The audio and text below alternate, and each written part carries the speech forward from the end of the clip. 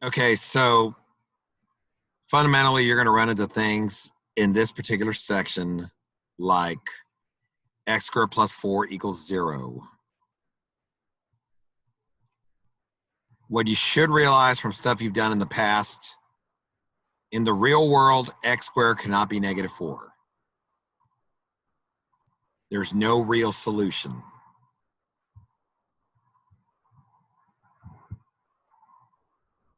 However,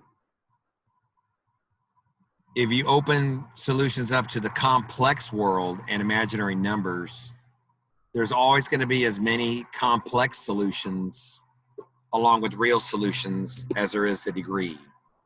That's called the fundamental theorem of algebra.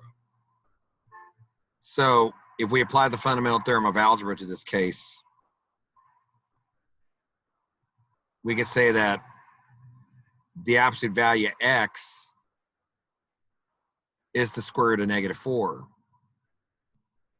Now you might recall many of your previous classes, I is defined as the square root of negative 1.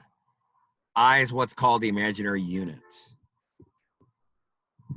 Basically, electrical engineers and graphic designers use that I.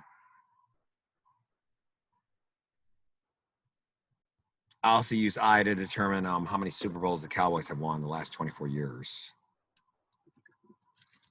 Yuck, yuck.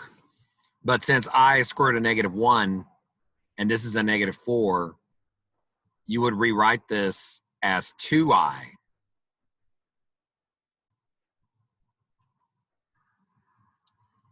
And because of the fact that we still are in an absolute value situation, x would be expressed as a negative 2I or 2I.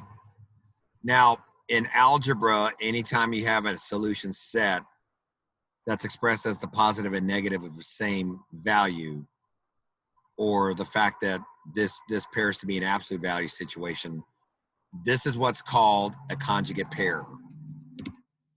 And imaginary number situations will always have a conjugate pair as an answer. So that's a situation that involves complex zeros, and that's the fundamental part of it.